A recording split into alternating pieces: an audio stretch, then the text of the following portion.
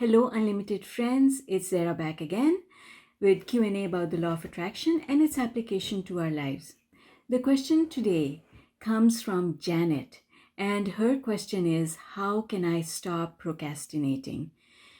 Janet, thank you for the question. You reminded me of all the ways that I used to procrastinate. And so what I'm going to do in this video is I'm going to share with you 8 ways that I used to procrastinate, and I'm going to also share with you what was the mindset flip that I did in order to leave all of that behind. But before I get into it, let me do a short introduction. For those of you who are new here, welcome. Thank you for being here. My name is Zara Mahoon. I am a transformational coach and a mindset and manifesting expert. I am the author of 16 books on the subject of law of attraction, and this is my virtual hot seat where I enjoy answering questions for my subscribers to help them apply law of attraction successfully to their lives. All right. So Janet, thank you for your question. I'll tell you how I used to procrastinate, and maybe some of this will resonate with you. One of the things that I always used to say is, but there's lots of time. What's the rush?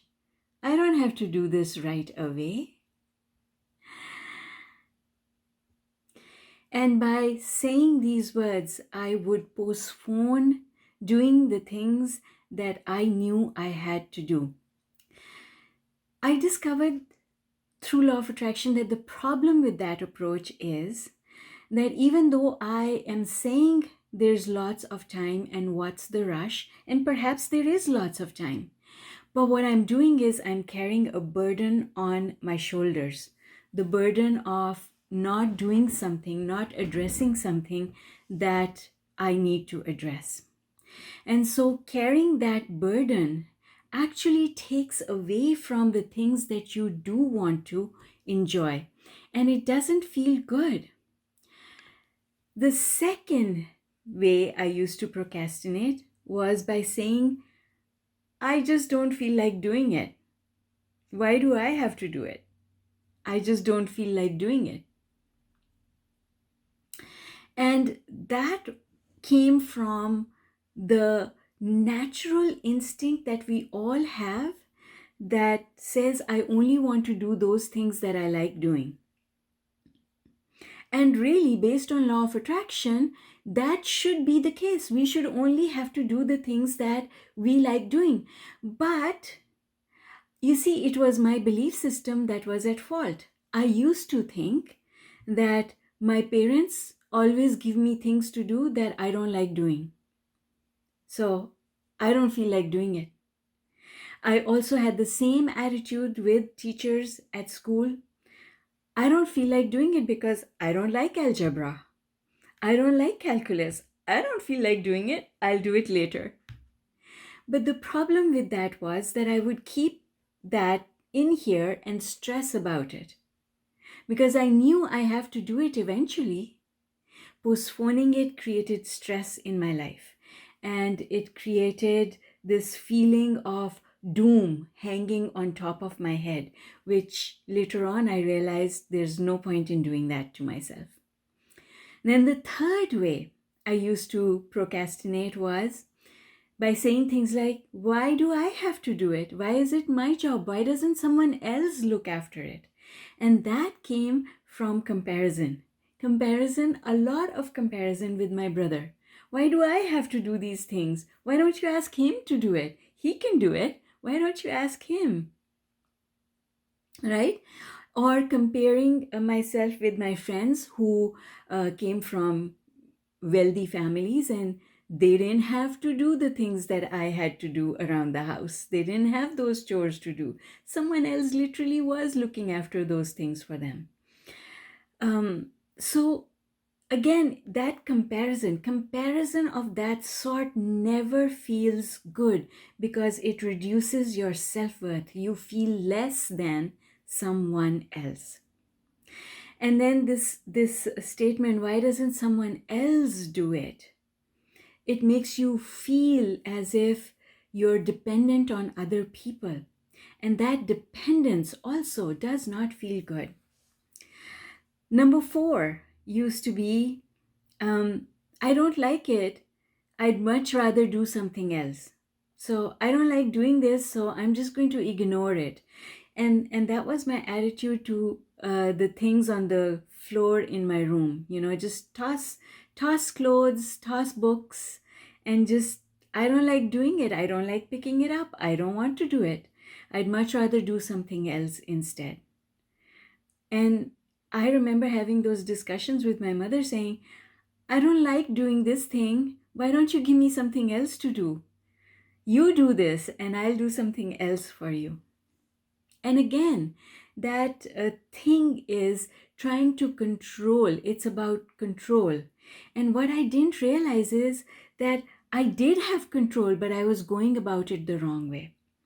Because when you say, I don't like doing it, there's pushback, there's resistance in it.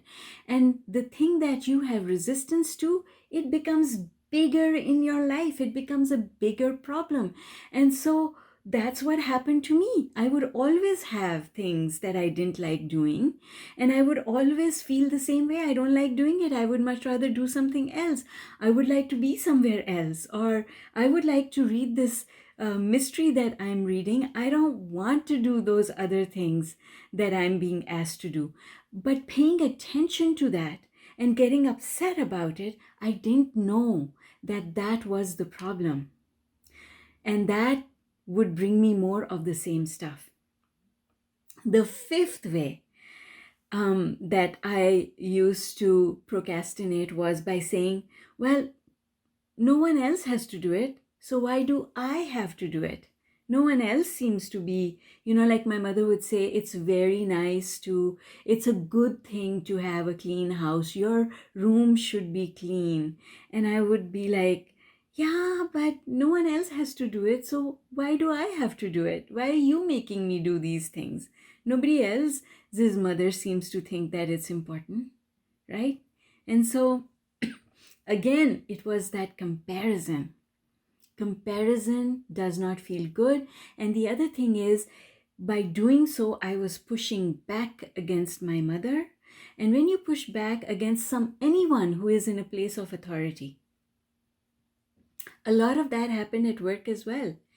A lot of that, I experienced a lot of stuff at work that because I was a woman, I thought that it was because I was female, because I was young, that I was being asked to do things that I shouldn't be doing.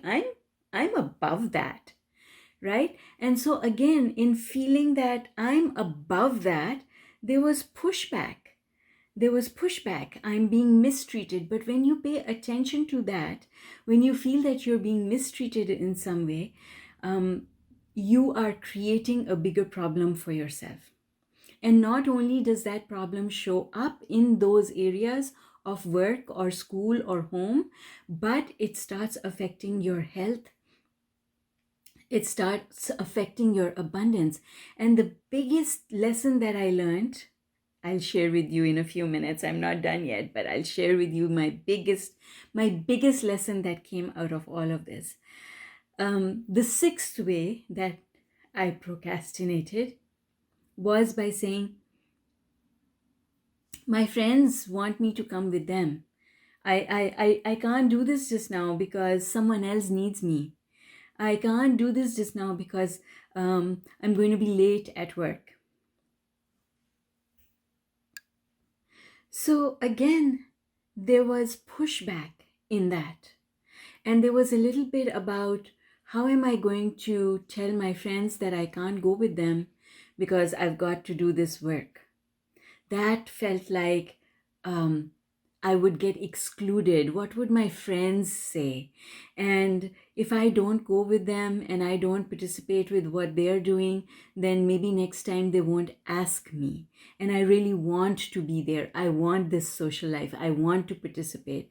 So I'm not going to do these things that I know I have to do, because I would much rather go with my friends and be part of that group. So that was number 6. Number 7 was, I don't have time. I'm too busy. I'm too busy. I don't have time for this. And again, in that saying that I don't have time for this, there is shortage consciousness about time. And when you have this mentality of shortage, that shortage shows up in your love life, it shows up in your financial life, it shows up in your health, it shows up everywhere. Shortage. Abraham calls it lack, a mentality of lack. That does not serve us because it shows up everywhere in our lives. And this was the most common one that I used. I don't have time. I don't have time. I'm too busy. I've got too much going on. I already have so many responsibilities. I can't deal with one more thing. And in that, there is a lot of pushback and resistance. And that pushback and resistance comes and bites you in the butt.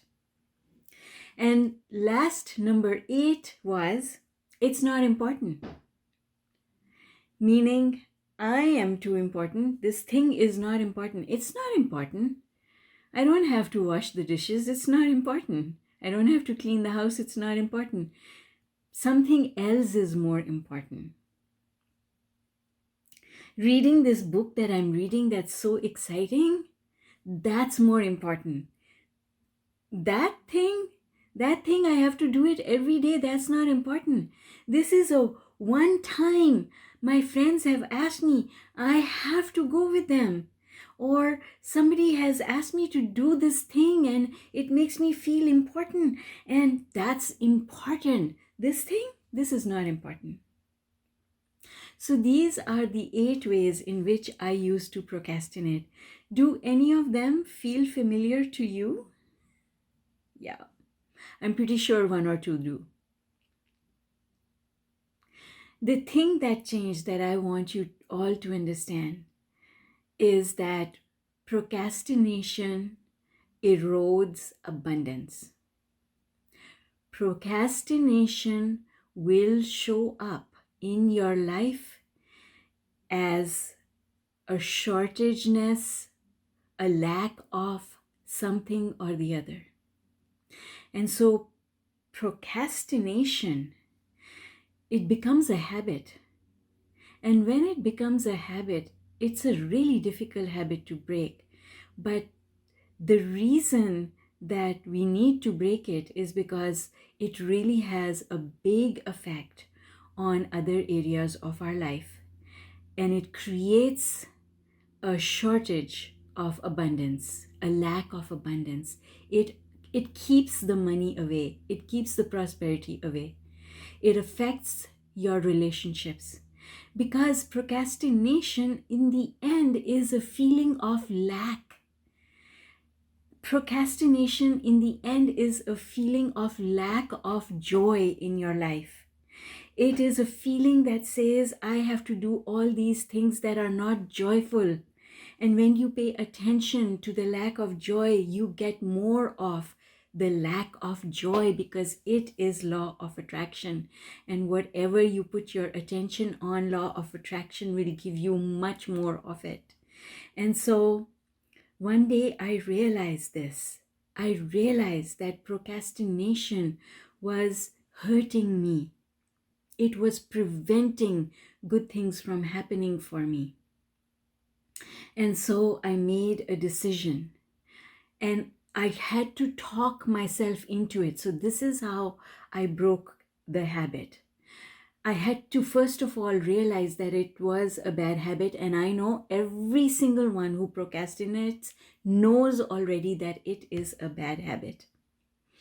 Then what I had to do was I had to talk myself into out of procrastination and into being decisive and quick, getting things done quickly that I can't get out of.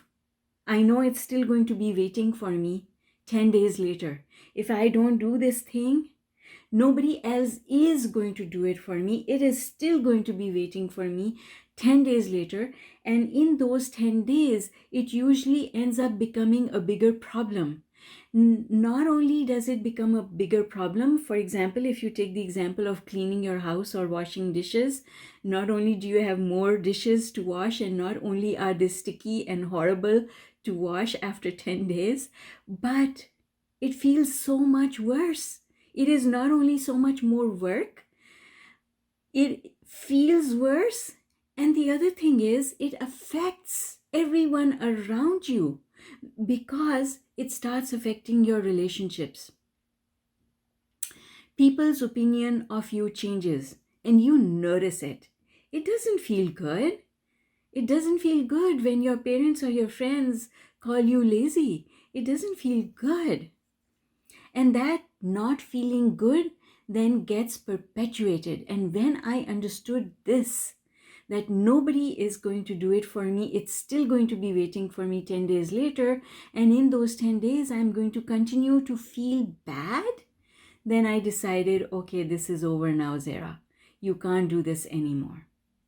And I made a decision, and then I did the self-talk. And the self-talk was simply that the faster I get things done that I have to get done, then the more I will be able to enjoy myself, because I'll feel happier, I'll feel lighter. And law of attraction is all about freedom, growth, and joy. Freedom, growth, and joy. The more joyful we are, then better things happen in our life. The more freedom we have, then better things happen in our lives. And I realized that when I had a long list of things that were my responsibility that I had to get done, then the faster I got them done, the lighter I would feel, the freer I would feel. And the thing is, when you change your attitude about it and you don't think of it as a problem, you know what happens then? That's when the people show up to help you with it. That's when the solutions show up, so that you don't have to do that thing anymore that you didn't like doing. So that's my story, and I'm sticking to it. And I hope that listening to this inspires you to start looking at things differently and letting go of procrastination, because it generates so much resistance in our lives. It puts a great big block of resistance on our path that interrupts the prosperity flowing in. It interrupts the love flowing in, because we don't have the vibration of prosperity or love, because procrastination means that we are low on the emotional scale. Procrastination is a feeling of lack, not a feeling of having. And so this is the message that I want to bring to you today, and I hope that you can use this to improve your life. Thank you for joining me. Take care, and make sure you subscribe so that I can invite you to my next video. Bye for now.